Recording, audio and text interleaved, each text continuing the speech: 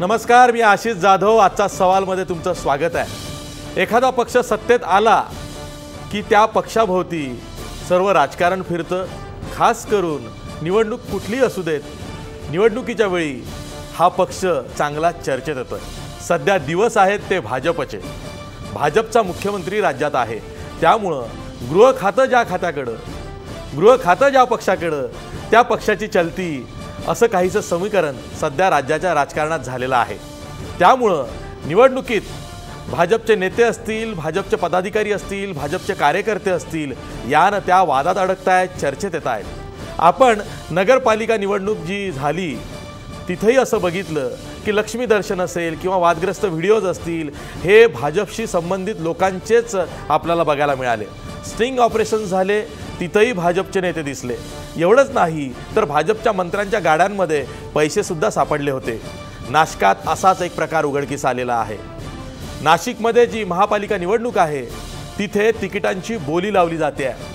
अक्षरशः भाजपकडून तिकिटांचा बाजार भरवला गेला आहे की काय, अशी सध्या चर्चा आहे। 2 लाख रुपये, 10 लाख रुपये अशी भाषा भाजपच्या पदाधिकाऱ्यांच्या तोंडी आहे। नेमकं चाललंय काय भाजपमध्ये, नेमकं सध्या काय चाललेलं आहे?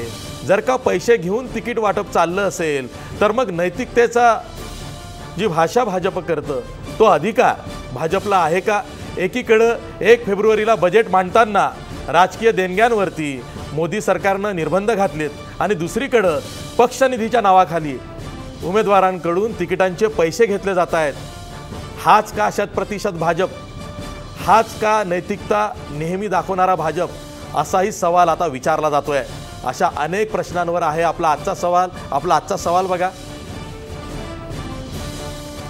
नाशिकमधला तिकिटांचा बाजार चव्हाट्यावर आल्यानं भाजपला फटका बसेल का?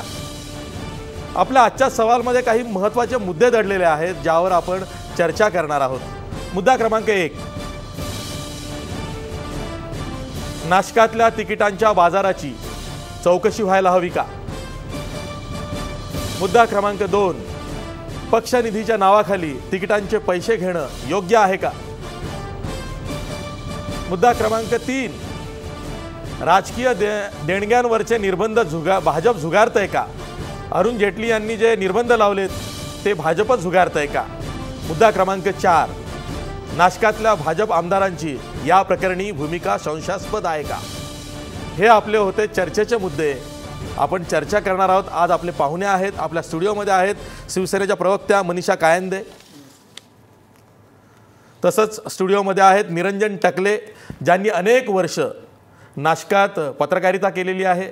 सध्या ते द वीक या राष्ट्रीय साप्ताहिकाचे स्पेशल करस्पॉन्डंट आहेत, देशभर फिरतात, पण आज ते नाशिकाविषयी बोलणार आहेत।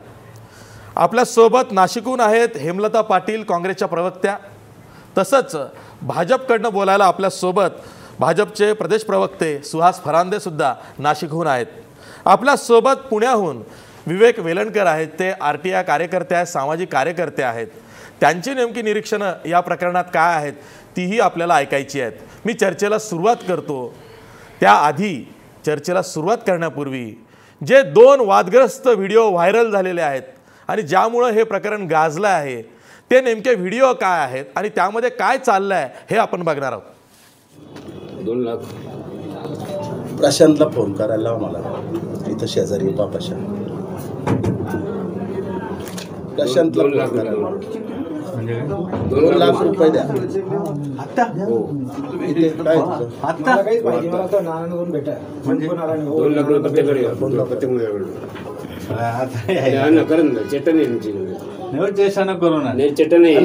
नाना 2 लाख रुपये कोणाशी बोलून घ्या तुम्ही, नाही तर चेक द्या मला, थोडं बाजूला या, पुढचं काम होईल माझं प्लीज। सांगतोय त्याच्यामध्ये 10 लाख रुपये दिले, माझं तिकीट कसं कट करेल तो? तासवर आता तिकीट फायनल होतं, तिकीट काय संबंध किचनचा? आणि सर्व तिकीट एका ठिकाणी दिले, कसं काय फायनल चालणार आहे? सिलेरकर एका ठिकाणी, अन्न एका ठिकाणी, जगड अन्न लायकी दाखवून भेटेल नाही साहेब, सर्व एका ठिकाणी 4 लोक दिले, कसं काय फायनल चालणार आहे? डिस्टर्ब करून टाकलं। आनंदवाली 3 दिले तिकीट, ज्याला उत्तर शेजारी ओळखत नाही त्याला तिकीट देऊन लायकी रस्त्याने डिस्टर्ब केला, प्रभागातले चेहरे पाहिलं लोकांना उत्तर ओळखत नाही। पहिल्या व्हिडिओमध्ये जे शहर भाजप सरचिटणीस आहेत ते 2 लाखांची मागणी करतायत, 2-2 लाख द्या, रांगेत या, 2-2 लाख द्या असं ते म्हणतायत. दुसऱ्या व्हिडिओमध्ये कोणी गोपाळ पाटील नावाचे पदाधिकारी आहेत भाजपचे, ते म्हणतायत 10 लाख दिले तरी तिकीट मिळत नाही आहे. त्यांचे कार्यकर्ते सांगतायत की गोपाळ पाटलांना तिकीट नाकारलं एवढे पैसे देऊन आणि भलत्यालाच दिलेलं आहे. अशा तक्रारी खुद्द आमदार देवयानी फरांदे यांच्या समोर केली जाते आहे. हे 2 व्हिडिओ काय सांगतायत? कुठं गेली भाजपची नैतिकता असा सवाल राज्य विचारते, जनता विचारते. मी थेट जातो आहे निरंजन टकले यांच्याकडं. निरंजन टकले, हे दोन्ही व्हिडिओज बघितलेत. या व्हिडिओमधली माणसंसुद्धा तुमच्या परिचयाची असतील, कारण तुम्ही बरीच वर्ष नाशिकमध्ये पत्रकारिता केली आहेत. काय नेमकं या व्हिडिओमधनं समोर येतं आहे? काय चाललं आहे नाशकात? नाही, नाशिकमध या व्हिडिओमधून जे दिसतं आहे ते आता म्हणजे व्हिडिओ रेकॉर्डिंग डिव्हायसेस ही इतकी सिंपल आणि साधी झालेली आहेत, त्यामुळे हे आत्ता दिसतं आहे. अन्यथा हा प्रकार गेल्या अनेक निवडणुकांपासून चालू आहे. पहिल्या व्हिडिओमध्ये जसं आपण बघितलं की नाना शिलेदार, भारतीय जनता पक्षाचे सरचिटणीस, हे माझ्या मते AB फॉर्म घेण्यासाठी आलेल्या उमेदवारांकडे 2-2 लाख रुपये जमा करा म्हणून सांगतायत. त्यांच्या शेजारी बसलेले अरुण शेंदुर्णीकर हे 2 लाख रुपये द्या, हवं तर चेकनी नंतर आणून द्या असं त्या ठिकाणी बोललं जातं आहे. प्रशांत बरोबर फोन करून कोऑर्डिनेट करा असंही त्यांना सांगितलं जातं आहे. आणि बाजूला व्हा, मला पुढची लोकं तरी येतील, म्हणजे एखादं काउंटर चालू आहे आणि मोठे डिमांड निर्माण झालेली आहे, अशा प्रकारचं घाईगडबडीत ते सगळं दिसतं आहे. दुसऱ्यात गोपाळ पाटील हे जे भारतीय जनता पक्षाचे गेली अनेक वर्षांपासून काम करणारे पदाधिकारी आहेत, ते विद्यमान आमदार देवयानी फरांदे यांच्याकडे तक्रार करत आहेत की 10 लाख रुपये देऊनसुद्धा मला तिकीट मिळत नाही आहे. आणि त्याच्या बाजूला असलेले समर्थक वसंत गीतेंचं नाव घेत आहेत. थोड्याच वेळापूर्वी नचिकेत हा जो गोपाळ पाटलांचा मुलगा आहे, त्यांनी स्वतःच्या फेसबुक पेजवरती गोपाळ पाटील यांचं एक मोठं निवेदन टाकलेलं आहे, ज्यात त्यांनी नाव न घेता पण थेटपणे ज्यांना नाशिक भाजप माहिती आहे त्यांचे आरोप हे थेटपणाने मनसेमधून भाजपमध्ये आलेले माजी आमदार वसंत गीते आणि वसंत गीतेंचे अतिशय जुने मित्र आणि भाजपचा चेहरा म्हणून ज्यांना सांगितलं जातं असं त्यांनी लिहिलं आहे. तसं काय असेल असं मला नाही वाटत, पण ते विजय साने अशा 2 जणांबद्दल त्याच्यामध्ये गोपाळ पाटील यांनी थेट आरोप केलेत, हे त्याच्यामध्ये दिसतं आहे. आता साधनशुचितेपासून ते अगदी परवा जेटलींनी सांगितलेल्या 2,000 रुपयाच्या वरती कॅश स्वीकारू नये राजकीय पक्षांनी, इथपर्यंतच्या सगळ्या नैतिक गोष्टींबद्दल बोलणारे किंवा काळ्या पैशाबद्दल इतकी गेले 3 महिने जी मोठी चर्चा सुरू झालेली आहे, त्या पार्श्वभूमीवरती तिकिटासाठी 10 लाख रुपये आणि तिकीट मिळाल्यानंतर म्हणजे 10 लाख रुपये देऊनसुद्धा तिकीट नाही, म्हणजे देण्याचा भाव काय असेल माहीत नाही, पण दिल्यानंतर पुन्हा 2 लाख रुपये AB फॉर्म घेण्यासाठी. तर याच्यावरून आपण अंदाज करू शकतो की हे काय नाशिकमध्ये सध्या चाललेलं आहे. सुहास फरांदे, तुम्ही ऐकलत आणि तुम्ही दोन्ही व्हिडिओ आता जवळून बघितलेत, आधीही बघितलेले आहेत. काय चाललं आहे? एखाद्या थिएटरसमोर जसं ब्लॅक मार्केटिंग चालतं, 1 का 2 किंवा 2 लाखात तुम्ही तिकीटं घ्या, अशा पद्धतीनं सगळा बाजार मांडला गेलेला आहे.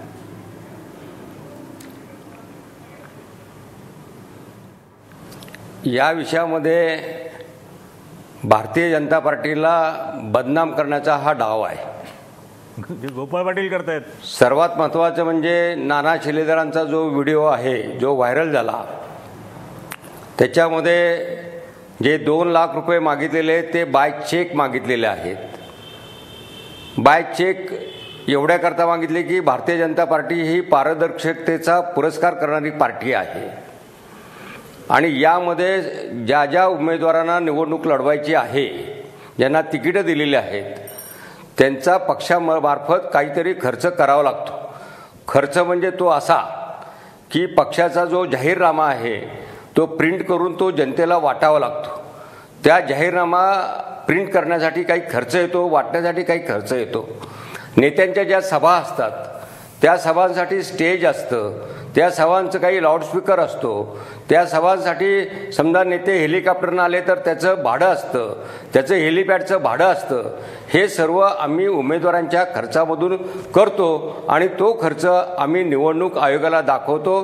हे पूर्वीसुद्धा 5 वर्षापूर्वी 10 वर्षापूर्वी ज्या निवडणुका झाल्या त्या निवडणुकांचा सुद्धा कॉमन खर्च जो आहे, जो भारतीय जनता पार्टीनं केलेला आहे, तो आम्ही निवडणूक आयोगाकडे जमा केलेला आहे. दुसरा जो व्हिडिओ आहे जो व्हायरल झालेला आहे, तो गोपाळ पाटलांचा व्हिडिओ जो आहे तो कटछाट करून तो दाखवलेला आहे. गोपाळ पाटील यांनी असं कधीच म्हटलं नाही की 10 लाख रुपये मी देऊन मला तिकीट दिलं नाही, असं त्या व्हिडिओमध्ये असं आलेलं नाही. त्यांनी 10 लाख रुपये दिले, पण मनसेच्या एका तिकिटासाठी मनसेच्या कार्यकर्त्यांनी हे 10 लाख रुपये दिलेले होते आणि तरी त्याला तिकीट मिळालं नाही, असा त्याचा तो सगळा उद्देश त्या बोलण्याचा होता. परंतु पुढचं आणि मागचं ह्याच्यामध्ये कटछाट करून हा व्हिडिओ व्हायरल झालेला आहे, असा त्याचा ह्या दोन्ही व्हिडिओचा सगळा अर्थ याच्यामध्ये असा आहे. जे निरंजन टकले असं बोलले, ते निरंजन टकले हे आता जरी मीडियाचं काम करत असले तरी पूर्वी हे काँग्रेसचे पदाधिकारी होते, हे सुद्धा आपण ध्यानात आणि नमूद केलं पाहिजे. त्यामुळे ते भारतीय जनता पार्टीच्या विरोधामध्ये बोलणार, त्यामुळे मला त्यांच्याकडून हीच अपेक्षा आहे, एवढंच या ठिकाणी मी नमूद करतो. फरांदे साहेब, तुमच्या माहितीसाठी सांगतो, देशातले एक नामवंत पत्रकार आहेत आणि गेल्या अनेक वर्षापासून ते पत्रकारिता करतात. त्यांची पूर्व इतिहास काही वेगळा असेल, राजकीय पक्षाचं काम केलं असेल, पण त्यांच्या पत्रकारितेवरती कोणीही शंका घेतलेली नाही आजवर. नाही केलं हे सांगितलं मी. मला याच्याबद्दल एक म्हणायचं आहे नाही, की व्हिडिओ आहे हे मी सांगतो. दोन तीन गोष्टी आहेत. मी पण भारतीय जनता पार्टीचं काम करत होतो. सुहासजी एक मिनिट, आता तुम्ही एक मिनिट, तुम्ही एक सेकंड, सुहासजी तुम्ही आता व्यक्तिगत बोललेला आहात, त्यामुळे मला त्याबद्दल बोलणं भाग आहे. त्याला उत्तर देत आहेत. तुम्ही व्यक्तिगत बोललेला आहात, त्यामुळे त्याबद्दल बोलणं मला भाग आहे. निरंजन टकले ऐकून घ्या, व्यक्तिगत बोललेल्यामुळे असल्यामुळे तुम्हाला आता माझं उत्तर ऐकावं लागेल. टकले हे काँग्रेसचे काम करत होते, काँग्रेसचे कार्यकर्ते होते, त्यांचे वडील सुद्धा काँग्रेसचे कार्यकर्ते होते. हा मला पूर्व इतिहास माहीत असल्यामुळे मी या ठिकाणी नमूद केलं. शेवटी ज्याचा पिंड असतो काँग्रेसचा, तो विरोधी पक्षामध्ये त्याची तक्रार करत असतो, हे एवढंच इथे या ठिकाणी मी नमूद केलेलं आहे. एक सेकंड, आता याचं उत्तर मी सांगतो की हो, माझे वडील नाशिक शहर काँग्रेसचे अध्यक्ष होते, माझे आजोबा हे सुद्धा या स्वातंत्र्याच्या आंदोलनामध्ये होते, मी काँग्रेसचं काम विद्यार्थी दशेमध्ये असताना सुद्धाही करत होतो. या सगळ्या गोष्टी खऱ्या आहेत, मी यातली एकही गोष्ट नाकारत नाही आहे.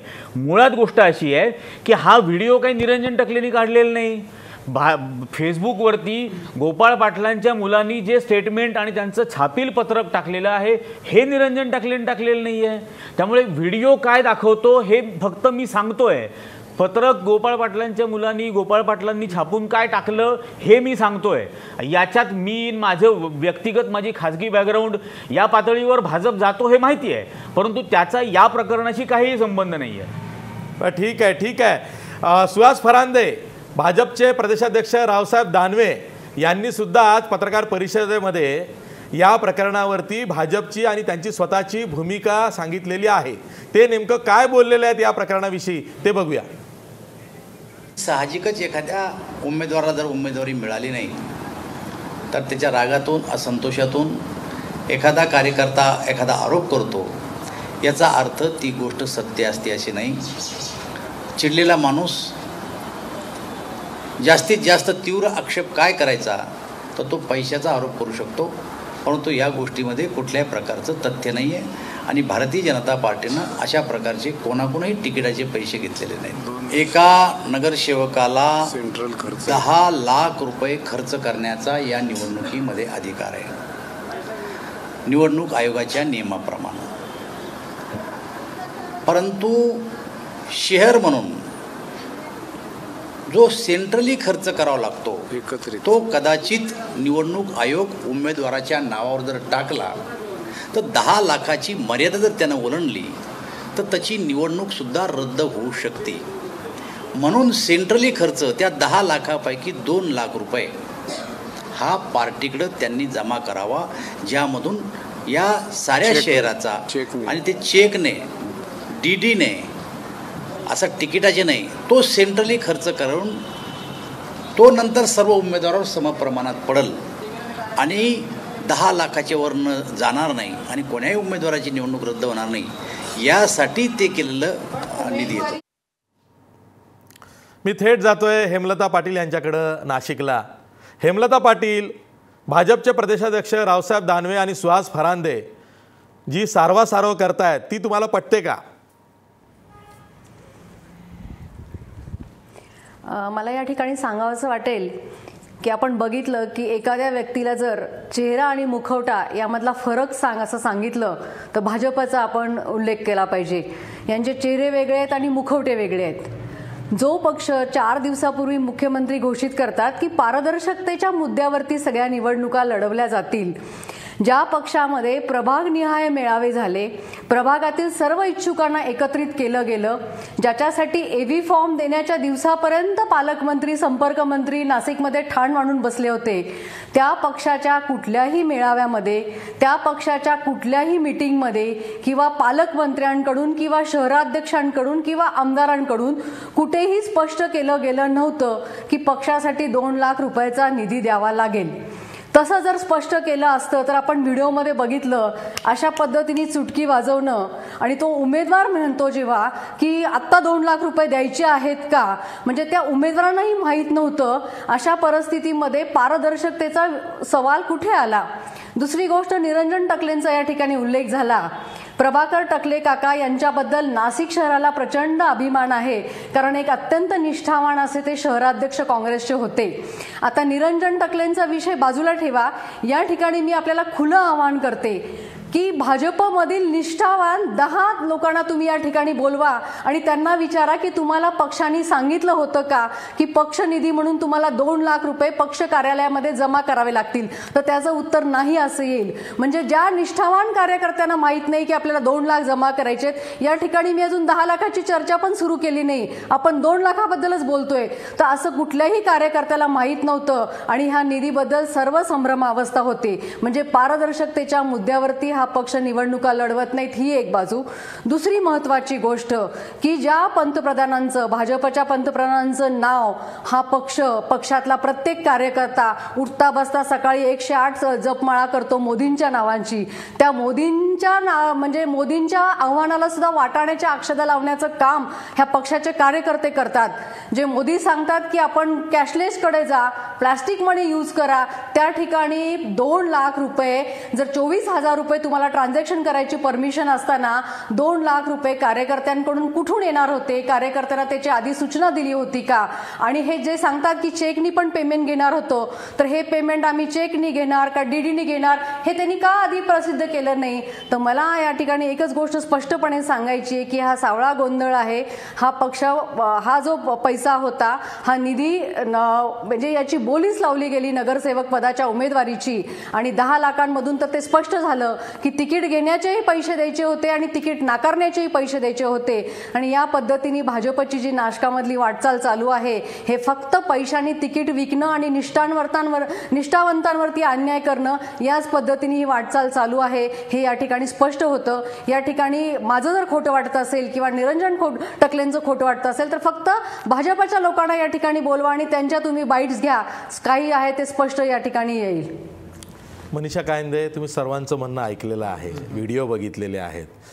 ज्या पारदर्शकतेच्या मुद्द्याचं भांडवल भाजपनं शिवसेनेबरोबर बोलणी करताना केलं, तोच बुरखा आता फाटला गेलेला आहे. तिकिटांसाठी सरळ सरळ बोली लागते आहे, हे चित्र आता स्पष्ट झालेलं आहे. तसे आरोप होत आहेत. शिवसेनेची काय भूमिका आहे? नाही, आम्ही तर पहिल्यापासूनच म्हणत होतो, जी पारदर्शकतेचा मुद्दा म्हणजे इतकी पारदर्शकता आहे भाजपमध्ये की सब कुछ दिखता है. म्हणजे आता एका व्हिडिओ क्लिपिंगनी सगळ्याच गोष्टी क्लिअर केलेल्या आहेत. एवढंच नव्हे तर पूर्वी देखील यांच्या अध्यक्ष जे होते राष्ट्रीय, बंगारू लक्ष्मण, यांच्यावर आरोप झालेले आहेत. यांच्या व्हिडिओ क्लिपिंग्स त्या काळच्या, त्यानंतर लक्ष्मी दर्शन हा विषय, दानवेजी असतील, नितीन गडकरी असतील, असे सर्रास बोलून जातात. आणि इतकं सगळं करताना परत दुसऱ्यांना पारदर्शकतेचे धडे द्यायचे. म्हणजे ज्या वेळा युतीची चर्चा करायला आमच्याकडचे 3 लोक, त्यांच्याकडचे 3, तर पहिला धडा कोणता घेतला तर मॉरल सायन्सचा धडा, की पारदर्शकता पाहिजे, हे पाहिजे, ते पाहिजे. आणि त्यानंतर हे सगळं जेव्हा दिसतंय, त्यामुळे अक्षरशः भारतीय जनता पार्टीची पक्षाची इज्जत धुळीला मिळालेली आहे. आणि जे निष्ठावान कार्यकर्ते, आज अनेक कार्यकर्ते आहेत, मुंबईमधले असो, नाशिकमधले असो, त्यांना तिकीटं डावलून बाहेरच्यांना आधी आयत्या वेळी तिकीटं द्यायची, इकडून तिकडून उमेदवार पळवापळवी करायचे, हे सगळं सर्रास इतकं चाललं आहे. म्हणजे अक्षरशः सगळे नैतिकतेचे धडे जे राष्ट्रीय स्वयंसेवक संघापासून जे चालत आलेले आहेत ते अक्षरशः धाब्यावर ठेवलेत. आणि काय म्हणजे, आणि आज तिकडे सिंहगडला जाऊन जे उमेदवार आहेत पुण्यातले त्यांनी शपथ घेतली. म्हणजे अशी शपथ घेण्याची वेळ भारतीय जनता पार्टीच्या उमेदवारांवर येते. तिकडे YB चव्हाण सेंटरला देखील काल कार्यक्रम झाला, तिकडे देखील उमेदवारांनी शपथ घेतली की पारदर्शकतेची शपथ. म्हणजे ही शपथ घेण्याची वेळ आलेली आहे आणि दुसऱ्यांना धडा शिकवायचा आणि स्वतः मात्र काय लोकांना तुम्ही सांगताय. आणि अशा पद्धतीने जे नवीन कार्यकर्ते देखील पक्षात आले ते इतके नाउमेद झालेले आहेत की म्हणजे काय चाललं या पक्षामध्ये. जे जुने 20-25 वर्ष काम करतायत त्यांना बाजूला ठेवून अचानकपणे कोणतरी येतो, कोणाला तरी तिकीट दिलं जातं आणि म्हणजे इतकी खिल्ली सोशल मीडियावर आणि सगळीकडे भारतीय जनता पार्टीची इतकी छितू होते की कधी आजपर्यंत झाली नव्हती एवढी झाली आहे. मी पुण्याला जातोय विवेक वेलणकर यांच्याकडे. विवेक वेलणकर, तुम्ही दोन्ही व्हिडिओ बघितलेत, संबंधित राजकीय पक्षाचे आमचे पत्रकार मित्र काय बोललेत, त्यांनी काय सांगितलं हे तुम्ही ऐकलं. काय सांगाल, हे काय चाललेलं आहे? सत्ताधारी पक्ष झाला की मग ज्याचा गृहमंत्री आहे, गृह खातं ज्याच्याकडे आहे त्याच्याकडेच का अशी बोली लागते?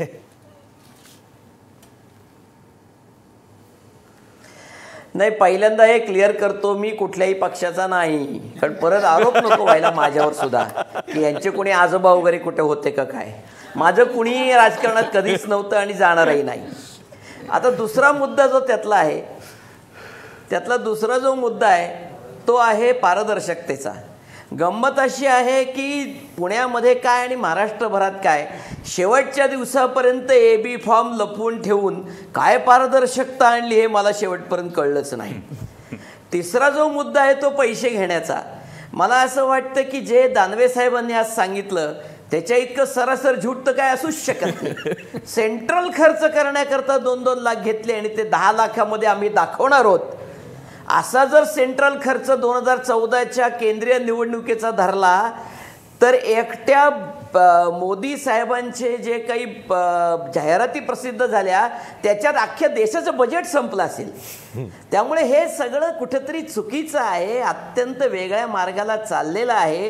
दुर्दैव असं आहे की ज्या उद्देशाने आज आमच्यासारख्या नागरिकांनी एक तत्वनिष्ठ पक्ष म्हणून भाजपकडे आयुष्यभर पाहिलं, त्यांना आता शर्मेने मान खाली घालायची वेळ येते. तुम्हाला सांगतो, माझे अनेक भाजपमधले संघातले मित्र आहेत ते या लेव्हलपर्यंत आलेत की आम्ही मतदानच करणार नाही. काय चाललंय म्हणे, हे भाजप आहे का? म्हणजे काँग्रेस मुक्त भाजप म्हणता हे काँग्रेस युक्त भाजप झालेत, असे लोकांचे कॉमेंट्स आता यायला लागलेत. मला वाटतं निदान भाजपच्या मंडळीने आता तरी सुधारावं, कारण नाहीतर लोकांचं उद्रेक व्हायचा आणि गोव्यात जे घडलं ते महाराष्ट्रात घडायला नको असेल तर भाजपच्या लोकांनी आता तरी धडा घ्यावा आणि खरंच नैतिकतेच्या मार्गावर चालायचा प्रयत्न करावा. निवडणुका हारल्याने काही फरक पडत नाही, पण लोकांचा विश्वास गमावला तर मात्र पुढे तो परत मिळवता येत नाही. एवढा धडा जरी या लोकांनी घेतला तरी मला वाटतं खूप झालं. वेलणकर, काल माझा एक पुण्याचा मित्र भेटला होता. तो असं म्हणाला, आमच्या पक्षाच्या कार्यक्रमात गेलो की मला आमच्या पक्षाचे कमी आणि राष्ट्रवादीचेच कार्यकर्ते जास्त भेटतात. त्यामुळे तुम्ही म्हणताय ते बरोबर आहे की पक्ष संघटना वाढवताना आपल्या कार्यकर्त्यांचा विसर सत्ताधारी भाजपला पडला आहे, हेच खरं आहे. खरं तर ब्रेकनंतर ही चर्चा आणखी पुढे न्यायची आहे, पण ब्रेकवर जाता जाता आपला प्रश्न बघा. नाशिकमधला तिकिटांचा बाजार चव्हाट्यावर आल्यानं भाजपला फटका बसेल का? 60% लोक म्हणतायत होय, नाशिकमधला तिकिटांचा बाजार चव्हाट्यावर आल्यानं भाजपला फटका बसेल. पुन्हा भेटूया ब्रेकनंतर.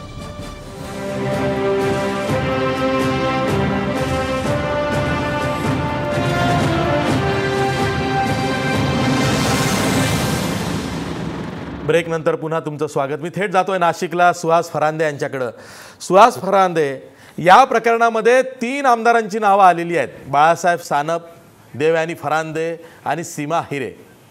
या तिन्ही आमदारांची भूमिका संशयास्पद दिसते. लोकांनी या 3 आमदारांच्या निमित्तानं भाजपला जाब विचारू नये असं तुम्हाला का वाटतं?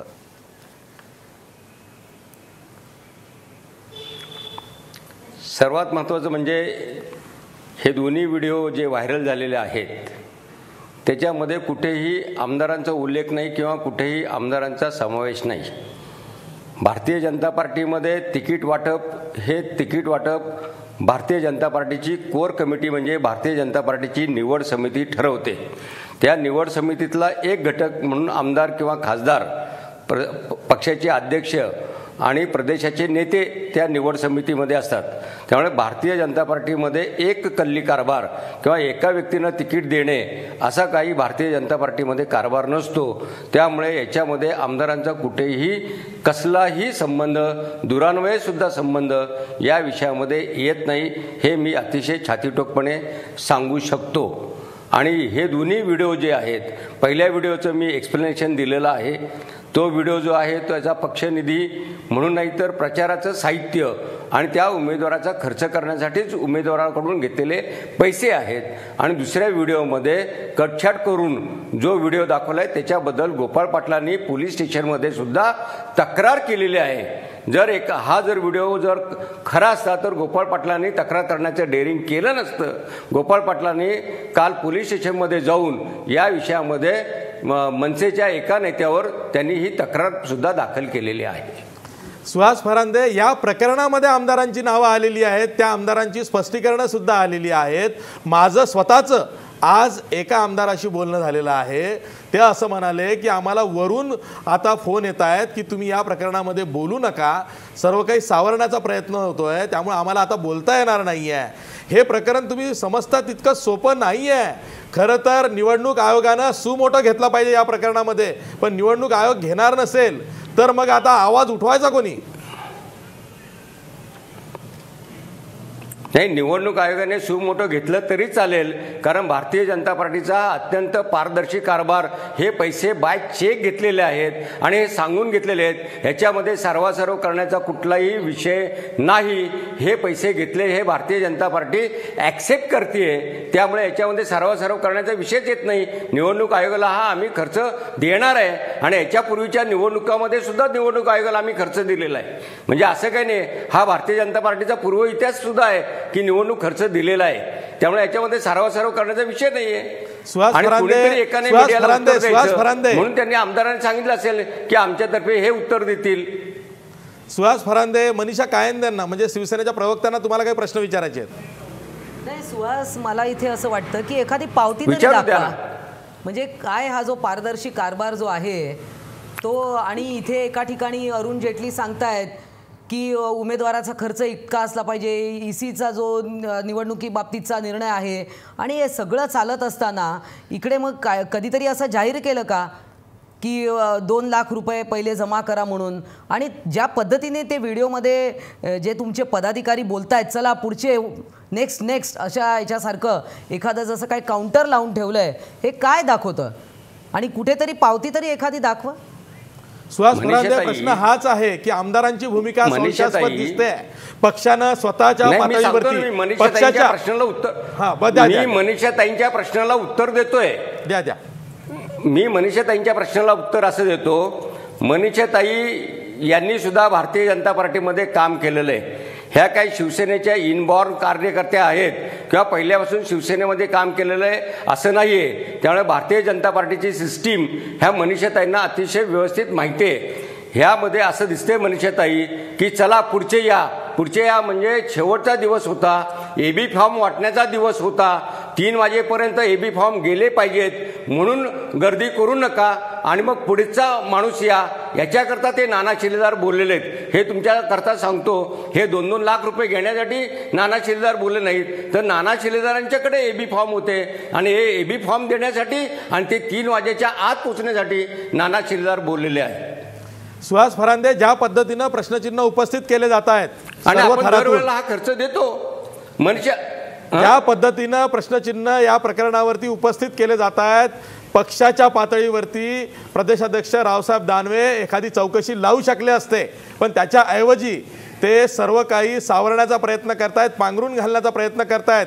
पण कार्यकर्त्यांमध्ये, मतदारांमध्ये काय मेसेज जातोय याची कल्पना आली आहे का? नाही, एक तर असं आहे, भारतीय जनता पार्टीचं अतिशय चांगलं वातावरण नाशिक शहरामध्ये आहे. इतर सर्व पक्षांची, शिवसेनेसहित सर्व पक्षांची पायाखालची वाळू घसरलेली आहे. शिवसेनेचे तर 12 AB फॉर्म हे बाद झालेले आहेत. हे डुप्लिकेट फॉर्म, झेरॉक्स फॉर्म शिवसेनेने दिलेले आहेत. त्यामुळे त्यांना 122 उमेदवार देता आले नाहीत. काँग्रेसवाल्यांना तर 50% उमेदवार सुद्धा देता आले नाहीत. त्यामुळे भारतीय जनता पार्टी अतिशय सक्षम पार्टी असल्यामुळे भारतीय जनता पार्टीवर हे सर्व पक्ष आरोप करतायत आणि हे निवडणुकीची राजनीती म्हणून खेळतायत. हा त्यांचा राजकीय डाव आहे. ठीक आहे. नाही, पण याच्यामध्ये असं आहे की डाव काय, तुमच्याच लोकांनी हे सगळं एक्सपोज केलेलं आहे. हे जे पैसे घेतात, पैशाची मागणी करताना, पैसे दिलेले आहे, हे सगळं बोलले असताना इतर पक्षांचा विषयच कुठे आला तिथे? मी केवळ एक म्हटलं की तुम्ही उमेदवारांकडनं तिकडे चेक स्वरूपाने घेता किंवा डीडीच्या स्वरूपाने घेता, तर त्यांना पावती तरी पाहिजे की नाही? ती पावती तरी एखादी असेल तर दाखवा की. एवढी सोपी मागणी आहे माझी. सगळ्यांना 122 जणांना पावत्या दिलेल्या आहेत. 122 उमेदवार आहेत. 122 उमेदवार आहेत आणि 122 जणांना पावत्या दिलेल्या आहेत. हेमलता पाटील, तुम्हाला काही बोलायचं आहे? हेमलता पाटील, या प्रकरणामध्ये तुम्हाला काही बोलायचं आहे? आशिष जी, आता फरांदे सरांनी 2 गोष्टी मुख्यपणे मांडल्या की काँग्रेसला उमेदवार नव्हते किंवा इतर पक्षांचं शिवसेनेचं काय आहे. या ठिकाणी मला एक गोष्ट स्पष्टपणे सांगायची आहे की फरांदे सरांना या ठिकाणी एक प्रश्न विचारायचा आहे की यांचे ओरिजिनल पक्षाच्या किती लोकांना तिकीट दिलेत यांनी राष्ट्रवादीमधून, मनसेमधून, काँग्रेसमधून उमेदवारांना आमिषं दाखवली, त्यांना वेगवेगळ्या महामंडळाची स्वप्न दाखवली, स्टँडिंग कमिटीची स्वप्न दाखवली, हे उमेदवार पळवले. म्हणजे माझ्या प्रभागामध्ये बघाल तर एकही ओरिजिनल बीजेपीचा उमेदवार नाहीये.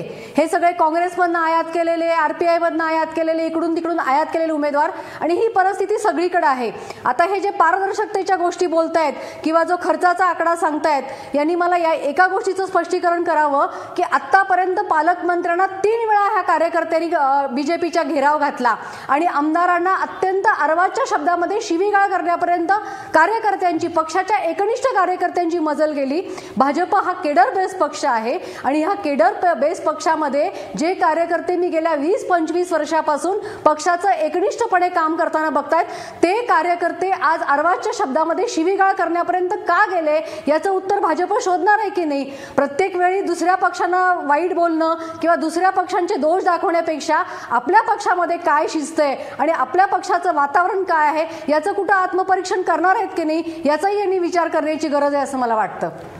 सुहास फरांदे, खरंच या प्रश्नाचं उत्तर द्या. काही झालं की दुसऱ्यांना दोष द्यायचा. आम्हाला काही म्हणू नका, आमच्या पक्षाला काही म्हणू नका, आमच्या पंतप्रधानांना काही म्हणू नका, आमच्या मुख्यमंत्र्यांना काही म्हणू नका, आणि प्रत्येक वेळेस मग दुसऱ्यांची उनीधुनी काढायची, त्यांना आरोपीच्या पिंजरात उभं करायचं आणि स्वतःवरचे आरोप झटकायचे. काय चाललंय भाजपचं? मी माझ्या पक्षाची बाजू मांडायला या ठिकाणी आलेलो आहे. मी माझ्या पक्षाचा अधिकृत प्रवक्ता म्हणून मी या ठिकाणी आलेलो आहे. त्यामुळे मी माझ्या पक्षाची बाजू मांडणार हे निश्चित आहे आणि हे गृहीत धरूनच विरोधकांनी या ठिकाणी बोलावं असं माझं मत आहे. त्यामुळे आपण त्यांच्याकडे जर उमेदवारच नसतील, आज जर त्यांच्याकडे काँग्रेसकडे 50% उमेदवारच नाही आहेत, 122 पैकी 50-60 जणांनाच हे AB फॉर्म दिले आणि आम्ही आयात केले म्हणण्यापेक्षा यांचे 4-4 टर्म नगरसेवक राहिलेले हे भारतीय जनता पार्टीमध्ये आले. हे काही त्यांना आम्ही आयात केलं नाहीये. त्यांना हे माहिती आहे की आपण पंजा निशाणी घेऊन आपण निवडून येणार नाही, हे त्यांना माहीत झालं आणि हे निवडणुकीच्या अगोदर माहीत झालं. हे काळाची दिशा ओळखणारे कार्यकर्ते आहेत, हे अतिशय हुशार कार्यकर्ते आहेत आणि भारतीय जनता पार्टी नवा जुना असा वाद मानत नाही. जो भारतीय जनता पार्टीमध्ये आला, भारतीय जनता पार्टीचा सदस्य झाला, तो भारतीय जनता पार्टीचा कार्यकर्ता आहे. फरांदे सरांनी इतर पक्षांची चिंता करणं सोडून द्यावं, फक्त स्वतःच्या पक्षाचा भार सांभाळावा. या ठिकाणी मी परत एकदा त्यांना आवर्जून सांगते की बाकीच्या पक्षांमध्ये काय चाललंय, तिकीट मिळतात की नाही, 50% उमेदवार भर, आम्ही बघून घेऊ ना. आमचा पक्ष सक्षम आहे, आम्ही कसं लढायचं ते आम्ही बघू. तुमच्या पक्षात 50% तिकीट दिल्यावर जो सत्तेवर येणारच नाही, तो असाच दुसऱ्यावर आरोप करत राहणार. तुम्हीच बोला. ठीक आहे. निरंजन टकले, सुहास फरांदे जे म्हणतायत ते पटतं का, किंवा हे तसंच आहे का, की ही वस्तुस्थिती ते जे सांगतायत ती तशी आहे का? नाही, माझं उलट म्हणणं आहे. माझं असं म्हणणं आहे की ते जसं सांगतायत तशीच ती वस्तुस्थिती असायला हवी. याचं कारण असं की 122 उमेदवारांना ज्यांना पावत्या दिल्या म्हणतात त्या 122 उमेदवारांकडून यांनी 244 लाख रुपये घर घेतले असतील तर नाशिक महानगरपालिकेत 8 लाख रुपयाची खर्चाची मर्यादा आहे. त्यामुळे हे 2-2 लाख रुपये त्या उमेदवारांनी केलेल्या निवडणूक मधून वजा होणार. मग आता उपलब्ध 122 उमेदवारांना प्रत्येकी 6 लाखाचीच लिमिट असणार. या 144 लाखाचा हिशोब भाजपला द्यावा लागणार. या व्यतिरिक्त भाजप पक्ष म्हणून किती खर्च करणार तो त्याचा हिशोब भारतीय जनता पक्षाला द्यावा लागणार आहे. आणि मग या निमित्ताने मुंबईमध्ये म्हणजे नाशिकसारख्या 2000 कोटी रुपयाच्या महानगरपालिकेमध्ये 2 लाख रुपये पक्षनिधी घेतला तर मुंबईच्या 37,000 कोटी रुपयाच्या महानगरपालिकेमध्ये किती लाख रुपये किंवा किती कोटी रुपये निधी घेतला. मग त्याच्या पावत्यांचं काय. मग फक्त नाशिकमध्ये निधी गोळा झाला का. मुंबईतल्या निधीचं काय. पुण्यातल्या निधीचं काय. त्या रकमा किती होत्या. त्याच्या एकूण किती गोळा झाला हे पण या निमित्ताने पारदर्शकपणाने जाहीर व्हावं. मी पुण्याला जातोय विवेक वेलणकर यांच्याकडं. विवेक वेलणकर, आपण हे बघितलं की कशा पद्धतीनं 2 लाख रुपये असतील 10 लाख रुपये अशा रकमांचे आकडे समोर येत आहेत. मला एक प्रश्न पडलाय की नोटबंदीनंतर खरंच एवढी रोख रक्कम आली आहे का लोकांकडं की 2 लाख रुपये रोखीनं किंवा 10 लाख रुपये रोखीनं किंवा लोक या संभ्रमात आहेत की हे पैसे आले एवढे तर हे नाशिकमध्येच आलेत की काय. करन्सी नोट प्रेस नाशिकला आहे. हा, करन्सी नोट प्रेस नाशिकला आहे. कसं आहे, नोटबंदीचा फटका फक्त सामान्यांनाच बसला. फटका सामान्यांनाच बसलाय. फक्त मला एक सांगा, एक राजकीय नेता नगरसेवकापासनचा, एक चित्रपट अभिनेता, एक क्रिकेटर, एक उद्योजक कुणी सापडल्याचं ऐकलंय. कोणी लाईनीत उभा राहिलेला पाहिलाय. कोणाला पैशाची कमी पडली आहे. अहो एवढे आजही एवढ्या उड्या मारतायत सगळ्या पक्षाची लोक. एवढी उधळमाधळ करतायत. ट्रिपांना देतायत. बक्षिसं वाटतायत. लोकांना वाटेल तसे भेटवस्तू वाटतायत. कुठनं आले हो हे पैसे. अहो सामान्य माणसाला मात्र लाईनीत उभं केलेली सगळी मंडळी घरी मस्त मजा बघतात त्यांची. हे आमच्या सामान्य माणसाचं दुर्दैव आहे. दुसरं, फरांदे साहेबांना माझ्या मनात असला एक प्रश्न मला विचारायचा आहे. त्यांच्या बोलण्यातनं असं दिसलं की सगळ्यांचा ओढा हा भाजपकडे आहे कारण भाजप जिंकून येणारच आहे. भाजप जिंकून येण्याची एवढी खात्री असताना मग तळागाळ्यातल्या कार्यकर्त्यांना का तिकीट दिली नाहीत. अहो मोदींच्या नावावर कुणी निवडून आला असता. कशाला 4-4 टर्म झालेले दुसऱ्या पक्षातले घ्यायची वेळ आली. सहज निवडून आले असते. तळागाळ्यातल्या सतरंजा उसरणाऱ्या कार्यकर्त्यांनाही बरं वाटलं असतं. त्यांनाही सेवेची संधी मिळाली असती. कदाचित त्यांनी मेवा खाल्ला नसता. पक्षाचं नावही उजळ झालं असतं. संबंध महाराष्ट्रात का आयात करावीशी वाटली लोक आणि तळागाळ्यातल्या त्यांच्या कार्यकर्त्यांवर अन्याय करावासा का वाटला याचं उत्तर एकाही भाजपच्या नेत्यांनी मला आजपर्यंत दिलेलं नाही. फरांदे साहेब देतात का पाहूया. तेही देऊ शकणार नाहीत कारण पक्षाची पॉलिसीच बदललेली आहे. भाजपला पक्ष संघटना वाढवायची नाही. एन केन प्रकारे ठिकठिकाणी सत्ता आणायची आहे आणि मग ते सत्ता मिळवल्याचे निवडणुकीतले जे दाखले आहेत त्या बळावरती आमचा पक्ष मोठा, आम्ही सत्ताधारी हे सांगायचं आहे. आणि जो तळागाळातला तुम्ही जो कार्यकर्ता म्हणताय तो निष्ठावंत कार्यकर्ता म्हणूनच मागे पडतो कारण तो त्या रेसमध्ये टिकतच नाही. हेच तर सत्य असतं ना. पक्ष त्यावरती वाढत नाही. ह्या आपल्या भाबड्या कल्पना असतात की सामान्य कार्यकर्त्याच्या जीवावरती एखादा पक्ष वाढतो पण पक्ष नेत्यांना तसं वाटत नाही. हे दुःख आहे. आपण एक ब्रेक घेणार आहोत. ब्रेकवर जाता जाता आपला प्रश्न बघा. नाशिकमधला तिकिटांचा बाजार चव्हाट्यावर आल्यानंतर भाजपला फटका बसेल का. 69 लोक म्हणतायत होय, नाशिकमधला तिकिटांचा बाजार चव्हाट्यावर आल्यानं भाजपला फटका बसेल. पुन्हा भेटूया ब्रेकनंतर.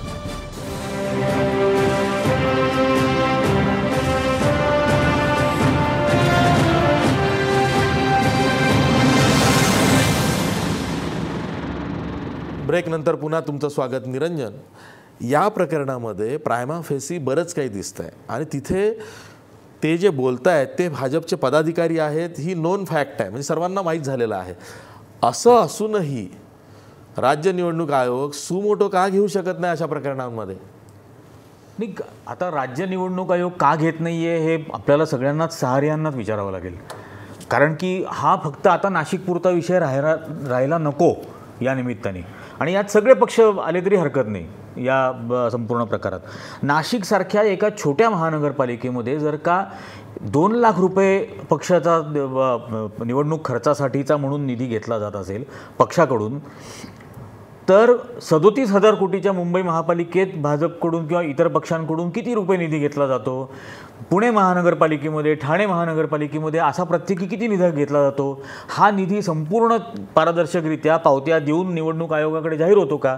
आणि याची जर दखल निवडणूक आयोग किंवा सहारिया घेणार नसतील तर राजकीय पक्षांनीच लोकायुक्ताकडे तक्रार करायला हवी, ॲक्टिव्हिस्टनी या संदर्भामध्ये तक्रार दाखल करायला हवी, पत्रकारांनी आपली भूमिका याच्यामध्ये बजवायला हवी. सर्व पक्षांचं जे काय आहे ते चव्हाट्यावर येऊ द्या ना, जे काय असेल ते समोर येईल. पण या निमित्ताने याला वाचा फुटते आहे आणि या व्हिडिओजमुळे ही वाचा फुटते आहे. अन्यथा ही फुटली असती की नाही या सगळ्या प्रकाराला वाचा, याची खात्री नाही देता येऊ शकत.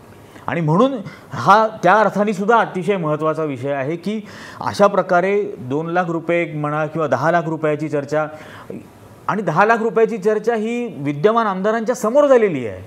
त्याबद्दल विद्यमान आमदारांनी प्रसारमाध्यमांसमोर येऊन सांगायला हवं की ती चर्चा काय होती. आत्ता तुमच्या इथं जो व्हिडिओ लागला आहे तो अर्धवट लागलेला आहे. तो पूर्ण व्हिडिओ जो सोशल मीडियावर फिरतो आहे त्याच्यामध्ये क्लिअर कट गोपाळ पाटलांचं वाक्य आहे की माझ्याकडून 10 लाख रुपये घेतले पण तिकीट दिलं नाही, असा तो व्हिडिओ आहे. आपण टेलिव्हिजनमध्ये काम करतो, जर का डॉक्टर केलेला व्हिडिओ असेल तर लिपसिंक होत नाही. इथं कुठेही लिपसिंक मिस झालेलं दिसत नाही. आणि समजा लिपसिंक म्हणजे ह्या डॉक्टर केलेला आहे असं जर फरांदेंचं म्हणणं असेल तर गृह खातं त्यांच्याकडे आहे, फोरेन्सिकमधून त्याची टेस्ट करावी की हे डॉक्टर्ड व्हिडिओ आहे का, केला असेल तो कोणी केला, त्याच्यामागची मालाफेड इंटेन्शन्स काय होती, त्यावर काहीतरी प्रॉसिक्यूट करावं की हे ज्यांनी कोणी लीक केला असेल व्हिडिओ त्याला प्रॉसिक्यूट करावं. पण या गोष्टीच्या तळाशी या निमित्ताने जायला हवं. निरंजन टकले आपल्यासोबत गोपाळ पाटील फोन लाईनवरनं आहेत. मी गोपाळ पाटलांनाच हा प्रश्न विचारतो. गोपाळ पाटील, तुम्ही स्पष्टपणे नाशिकच्या आमदार देवयानी फरांदे यांच्यासमोर तुमची कैफियत मांडताना दिसत होता. त्यांनी प्रश्न ऐकताच आपला फोन कट केलेला आहे. पुन्हा त्यांच्याशी संपर्क करण्याचा प्रयत्न आपण करणार आहोत. पण मी सुहास फरांदेंकडे जातोय. सुहास फरांदे, जसं निरंजन टकले म्हणाले की जे स्थानिक आमदार आहेत भाजपचे त्यांनी समोर येऊन पक्षाच्या वतीनं वस्तुस्थिती सांगायला हवी होती, पण तसं झालेलं नाही. आणि म्हणून पांघरून घालण्यासाठी स्वतः रावसाहेब दानवेंना पुढे यावं लागलं.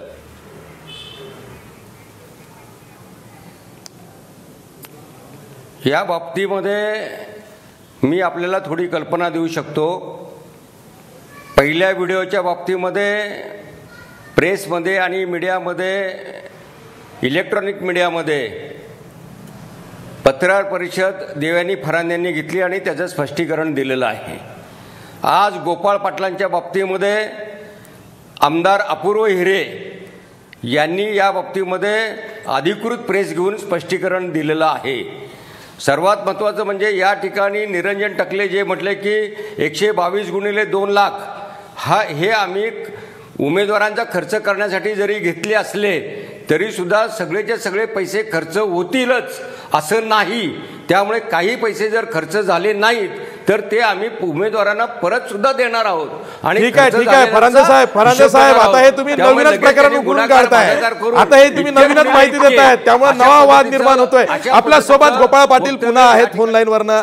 गोपाळ पाटील, या प्रकरणामध्ये तुमची भूमिका आता संशयास्पद बनलेली आहे. तुम्ही पोलिसात तक्रार केलेली आहे, पण व्हिडिओमध्ये तुम्ही चक्क म्हणतायत की आपण 10 लाख रुपये दिले तरी आपल्याला तिकीट मिळालं नाही. आता तुम्हाला या क्षणाला काय सांगायचं आहे गोपाळ पाटील? नाही, तुम्हीच कसं काय ठरवता की मी 10 लाख, माझी भूमिका संशयास्पद झाली असं माझ्या व्हिडिओमध्ये मी ऐका ना जरा, आता ऐकून तर घ्याल की नाही.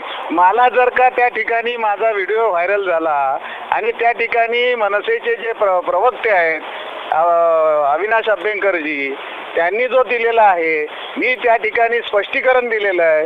माझ्याकडनं 1 रुपया मागितलेलं नाहीये आणि आपणच आपल्या पद्धतीने तारे तोडायचे हे बरोबर नाही साहेब. गोपाळ पाटील, जर का उद्या चौकशी झाली तर चौकशीला सामोरं जाल का? अहो मी तक्रार दिलेली आहे, चौकशीला सामोरं जाण्याचा काय विषय आहे त्याच्यामध्ये? मी तक्रार दिलेली आहे, तक्रार मी स्वतः दिलेली आहे, अभ्यंकरांचं नाव घेऊन दिलेलं आहे, त्यांचा नंबर दिलेला आहे. मी त्याच्यामध्ये मी मागणी केलेली आहे की त्या ठिकाणी ती व्हिडिओ जी व्हायरल झाली आहे ती दाखवा म्हणून त्याच्यामध्ये ओरिजिनल. त्यामुळे मी सामोरं काय विषय होतो, मी ज्यावेळेस बोलतो साहेब 40 वर्ष राजकारणात आहे, तर मी जे बोलतो ते बोलतोच त्याच्यामध्ये. तुमच्या मुलांनी आता फेसबुकवरची जी पोस्ट तुमचं निवेदन व्हायरल केलेलं आहे त्यावर तरी तुमचा विश्वास आहे का, ते तरी तुम्ही मान्य कराल का? माझ्या मुलाने काय केलं मला माहिती नाही आता त्याच्यामध्ये. गोपाळ पाटील तुम्हाला थेट प्रश्न विचारतो. एक तर तो व्हिडिओ डॉक्टर्ड आहे असं वाटत नाहीये, त्याच्यात छेडछाड केली असं वाटत नाही, तुमच्या तोंडी ते वाक्य सरळ सरळ दिसतं आहे आणि तुम्ही आमदारांसोबत तुमची कैफियत मांडता, तुमचे कार्यकर्ते तुमच्या बाजूने उलटसुलट बोलतायत, हे सगळं दिसतंय त्यामध्ये. आता तुम्ही तज्ञ आहात साहेब, मी त्याला काय करणार आहे? आम्ही त्या क्षेत्रातले आहोत म्हणून सांगतो. अहो आम्ही पण काय गोट्या खेळतोय का राजकारणामध्ये साहेब? आम्ही ज्यावेळेस तक्रार करतो तर मी तेवढा जबाबदार आहे त्याच्यामध्ये की जे खरं खोटं आहे आणि त्याची तक्रार मी करेल का? एवढं तर साहेब आपण लक्षात घेतलं. तुम्हाला तिकीट मिळालं नाही त्याबद्दल तुम्ही नाराज नाही आहात? 100% नाराज होतो, त्याच्याबद्दल नाराज नाहीये. कोणी सांगितलं? मी काल पण सांगितलं की मी नाराज आहे, परंतु याचा अर्थ असा नाही आहे की माझं त्या ह्याच्यामध्ये मी सांगितलं त्याच्यातलं. आणि हा सगळा विषय जो आहे ना साहेब, मी तक्रार दिलेली आहे आणि तक्रारीला मी जसं म्हटलं की ही खोटी व्हायरल झालेली जी आहे ती तोडफोड केलेली क्लिप आहे. मी जर का ते खोटं बोलत असेल तर मला पण शासन होईल ना, मी तयार आहे त्याच्या सगळ्या याच्याकरता. आणि तिकिटासाठी जे पैसे मागितले गेले त्याबद्दल काय? माझ्याकडे नाही मागितले, इतरांकडनं मागितले गेले असतील, त्याबद्दल तुम्ही आवाज उठवणार नाही? नाही, मला असं वाटते की मी त्या प्रोसेसमध्ये प्रक्रियेत नाही आहे, त्यामुळे तुम्ही आता त्याच्यामध्ये मला विचारण्याचा काय विषय त्याच्यातला. आणि आमच्याकडे भारतीय जनता पक्षाच्या कुठल्याही कार्यकर्त्याने पदाधिकाऱ्याने हा विषय केलेला नाही की त्याच्यामध्ये त्या ठिकाणी त्यांनी तो हे केलेला आहे. त्यामुळे त्याच्या बाबतीत संघर्ष करणं किंवा त्याच्या बाबतीत मी उठाव करणं येऊ तर द्या समोर. आणि तुमच्याविषयी जी चर्चा होते आहे की तुम्ही तिकिटासाठी पक्षाकडे काही पैसे जमा केले होते, ती रक्कम जवळपास 2 लाख ते 10 लाखांपर्यंत होते, हे खरं आहे का? आता काय तुम्हीच सगळे आमचे अधिकार घेऊन टाकलेले आहेत आणि तुम्हीच सगळे प्रश्न उपस्थित करताय. तुम्हाला सगळं माहिती आहे साहेब, आम्हाला कशाला विचारताय त्याच्यामध्ये? तुम्ही तुम्ही पैसे दिले की नाही एवढं सांगा ना. मी व्यक्तिशः गोपाळ पाटील तुम्हाला सांगतो की मी आधीपासून पहिल्यांदाही सांगितलं की माझ्याकडे पैसे मागितले नाही आणि मी भारतीय जनता पक्षाचा नेता 1 रुपया जमा केला नाही. मग हे पक्षनिधीचं जे पक्ष सांगतायत, रावसाहेब दानवे सांगतायत, ते काय? आता ते रावसाहेब दानवेंच्या पुढे मी कार्यकर्ता आहे. रावसाहेब दानवेंनी जे सांगितलं असेल त्यांच्या प्रक्रिया ज्या असतील त्या भारतीय जनता पक्षाच्या प्रक्रिया आहेत अधिकृत. मी काय बोलणार आहे? मी त्याच्या ठिकाणी काही तो अधिकार मला नाही आहे. ते अध्यक्षांनी सांगितलं ते सत्यच असेल. पक्षानं आणि रावसाहेब दानवेंनी हे स्पष्ट केलेलं आहे की पैसे घेतले गेले, 2 लाख रुपये आम्ही मागितले, पक्ष निधी तो आहे तो आम्ही जमा केला, त्यांनी स्पष्ट केलेलं आहे आणि तुम्ही नाही म्हणताय. मी कुठे नाही म्हणतो तुम्हाला? मी तुम्हाला सांगितलं की मला मागितले नाही आणि मी दिलेलं नाहीये. ठीक आहे गोपाळ पाटील, महाराष्ट्रवंशी बोलल्याबद्दल धन्यवाद. आणि हे सगळं ऑन रेकॉर्ड सर्व जगाने बघितलेलं आहे. उद्या जर का चौकशी होईल तुम्ही तुमच्या स्टेटमेंट्सवरती ठाम राहा. मी पुन्हा जातोय सुहास फरांदे यांच्याकडं. सुहास फरांदे, आता गोपाळ पाटील म्हणतायत की या प्रकरणाशी आपला संबंध नाही, पण गोपाळ पाटील आमदार देवयानी फरांदेंबरोबर त्या व्हिडिओमध्ये दिसत आहेत, तिथं ते आपली कैफियत मांडतायत, त्यांच्यासोबत इतर कार्यकर्ते आहेत तेही त्याविषयी बोलत आहेत. आता मला एक तुम्हाला प्रश्न विचारायचा आहे, या प्रकरणाची चौकशी का होऊ नये? उद्या जर का एखाद्या त्रयस्थ माणसाकडून या प्रकरणी तक्रार झाली, किंबहुना जो निवडणूक अधिकारी आहे तोच फिर्याददार बनला आणि चौकशी झाली, तर नाशिकचे भाजपचे सर्व आमदार चौकशीला सामोरे जातील का? होय, यामध्ये नाशिकच्या कुठल्याही पदाधिकाऱ्याची काहीही चूक नाही. गोपाळ पाटलांनी अतिशय आपल्याला स्पष्टपणे सांगितलेलं आहे की भारतीय जनता पार्टीतल्या पक्षातल्या कुठल्याही पदाधिकाऱ्यांनी माझ्याकडे पैसे मागितले नाही आणि मी दिले नाहीत. या उलट सुमोटो गोपाळ पाटील पोलीस स्टेशनमध्ये गेले आणि त्यांनी मनसेच्या पदाधिकाऱ्यांच्या विरोधामध्ये या व्हिडिओबाबत तक्रार केलेली आहे. त्यामुळे आमची कुणाचीही चौकशी झाली तरी आम्ही त्या चौकशीला घाबरत नाही. हेमलता पाटील आहेत आपल्यासोबत. हेमलता पाटील, मनसेचं एक पुढं नाव येत आहे की मनसेच्या पदाधिकाऱ्यांनी हा व्हिडिओ व्हायरल केला. मनसेची सध्या नाशिक महापालिकेमध्ये सत्ता आहे, नेमकं हे प्रकरण किती किचकट आहे, तुमच्या किती लक्षात आलेलं आहे? कारण आता मनसेचंही नाव आलेलं आहे. मला याच्यामध्ये कोणाला तरी गोवण्याचा प्रकार जास्त दिसतोय आणि बेसिकली मनसेच्या कुठल्याही उमेदवारीच्या बाबतीत मनसेचा कुठला पदाधिकारी पैसे मागेल अशी मनसेची नाशिक शहरामध्ये परिस्थितीच राहिली नाहीये. कारण मनसेकडे तिकीट घेण्यासाठीच माणसं नाही आहेत. त्यामुळे हे मला असं वाटतं की कोणावर तरी खापर फोडणं आणि कोणाला तरी याच्यामध्ये गुंतणं, तर मनसे सॉफ्ट टार्गेट म्हणून त्याला यांच्यामध्ये गुंतण्याचा हा प्रकार दिसत आहे. राहिली गोष्ट गोपाळ पाटलांची, गोपाळ पाटील हे भाजपचे अत्यंत सिनियर असे कार्यकर्ते आहेत.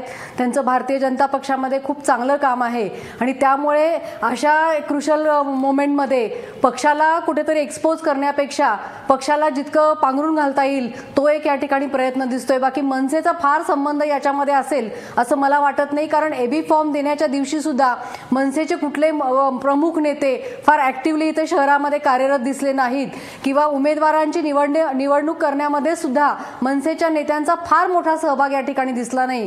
त्यामुळे हा कुणाला तरी टार्गेट करण्याचाच मला या ठिकाणी प्रकार वाटतोय.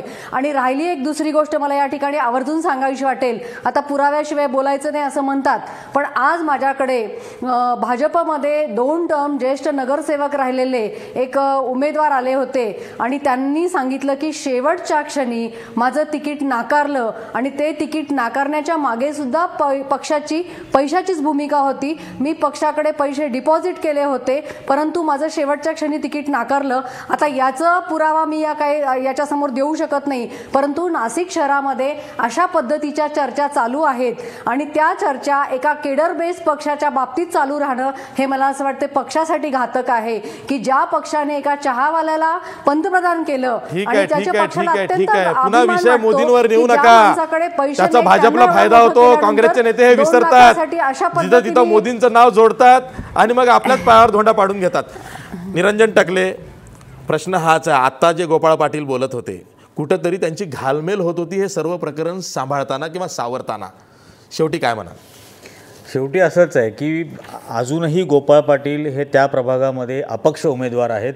त्यांनी अपक्ष उमेदवार म्हणून लोकांचं समर्थन मागण्यासाठी एक मोबाईल नंबर दिलेला आहे आणि त्याच्यावरती मिस कॉल द्या आणि मला समर्थन द्या अशा प्रकारचं अपील त्यांनी केलेलं आहे. त्यांच्या मुलांनी फेसबुकच्या त्यांच्या अकाउंटवरती, स्वतःच्या अकाउंटवरती गोपाळ पाटील यांचं एक 2 पानी निवेदन अपक्ष उमेदवार म्हणून समर्थन मागणारं आणि मनसेमधून भाजपमध्ये आलेले माजी आमदार वसंत गीते आणि विजय साने यांच्यावरती अप्रत्यक्ष आरोप करत आरोप केलेलं असं ते 2 पानी पत्रक आहे आणि ते फेसबुकवर टाकले. ते सोशल मीडियावर फिरतं आहे, ते खूप व्हायरल फेसबुकवरती अजूनही झालेलं आहे. आता ते असं जरी म्हणत असले की माझ्याकडून मागितले नाही किंवा मला दिले नाही तर ठीक आहे, मग आता त्यांनी कंप्लेंट केलेली असल्यामुळे याची चौकशी होईल आणि व्हायला हवी. जसं चौकशी व्हायला हवीच. चौकशी व्हायला खरंच निवडणूक आयोगानं, राज्य निवडणूक आयोगानं सुमोटो घ्यायला पाहिजे. मनीषा कांते, नाही, मला यामध्ये सांगायचं आहे की निश्चितच ह्याची चौकशी झाली पाहिजे, झालीच पाहिजे, परंतु विश्वास तरी काय ठेवायचा? गेल्याच महिन्यात नगरपालिकेच्या निवडणुकांमध्ये महादेव जानकरांवर आरोप झाले. त्यांनी एका अधिकाऱ्यावर दबाव टाकला फोन करून चिन्हाच्या बाबतीत, कुठलं सिंबल द्यायचं, काय विश्वास ठेवायचा? गृह खाते भारतीय जनता पार्टीकडे, पूर्ण प्रशासन जर का त्या पक्षाने पूर्ण स्वतःकडे काबीज करून ठेवलं असेल तर एखाद्या निष्पाप कार्यकर्त्याने जाऊन तक्रार जरी केली तर त्याला न्याय मिळेलच या भारतीय जनता पार्टीकडनं किंवा प्रशासनाकडनं किंवा पोलिसांकडनं किंवा इलेक्शन कमिशनकडनं, याचा काय भरोसा? Vivek Velankar, last comment. नाही, मला वाटतं चौकशी झाली पाहिजे ही मागणी अत्यंत योग्य आहे, पण ती निवृत्त न्यायाधीशामार्फत निवडणूक आयोगाने करून घ्यावी. निवडणूक आयोगाचे अधिकारी ही चौकशी करायला सक्षम नाहीत, कारण त्यांच्यावरही सरकारचाच दबाव येण्याची शक्यता जास्ती आहे. अगदी बरोबर आहे. खरंच आता तसा विश्वास राहिलेला नाही, कारण अलीकडच्या काही प्रकरणांमध्ये ज्या पद्धतीनं ती प्रकरणं भिजत पडलेली आहे. मी शेवटी जातोय सुहास फरांदेंकडे. सुहास फरांदे, जसं आता मागणी पुढे येते की निवृत्त न्यायाधीशामार्फत या प्रकरणाची चौकशी झाली पाहिजे. भारतीय जनता पार्टी कोणत्याही चौकशीला घाबरत नाही. कर नाही त्याला डर कशाला, अशा उक्तीप्रमाणे निवृत्ती न्यायाधीशाकडून जरी चौकशी केली तरी भारतीय जनता पार्टी या विषयाला घाबरत नाही. या उलट असं म्हटलं पाहिजे की भारतीय जनता पार्टी असं म्हणते की या विषयाची चौकशी केली पाहिजे आणि जे कोणी दोषी असतील त्याच्यामध्ये शिक्षा झाली पाहिजे. ठीक आहे, भारतीय जनता पक्ष म्हणतोय या प्रकरणाची चौकशी झाली पाहिजे आणि त्यासाठी जर का कोणाला तक्रार करायची असेल तर त्यांनी ऐकावं. तक्रार जर का कोणाची आली तर चौकशी होणार आहे. त्यामुळं तक्रार करायलाही लोकांनी पुढे यायला पाहिजे. जर का अशा पद्धतीने दिसत असेल तर तक्रार करणारे पण मागे बसता कामा नये. नाही तर टीव्हीच्या चर्चांमधनं आपण निवांत चर्चा करतो आणि प्रकरणाकडे कानाडोळा करतो. इथं जनतेचा पैसा आहे आणि ज्या पद्धतीने हे प्रकरण पुढे आलेलं आहे, एक प्रकारे भारताच्या विधिमंडळीय, संसदीय किंवा निवडणुकीच्या प्रक्रियेलाच हरताळ असणारी आहे. त्यामुळं हे प्रकरण गंभीर आहे, त्याची दखल सर्वसामान्यांनी घेतली पाहिजे. आज आपण इथंच थांबूया, पण जाता जाता आपला प्रश्न बघा. नाशिकमधला तिकिटांचा बाजार चव्हाट्यावर आल्यानं भाजपला फटका बसेल का? 77% लोक म्हणतायत होय, भाजपला फटका बसेल. आज आपण इथंच थांबूया. पहा फक्त महाराष्ट्र वन.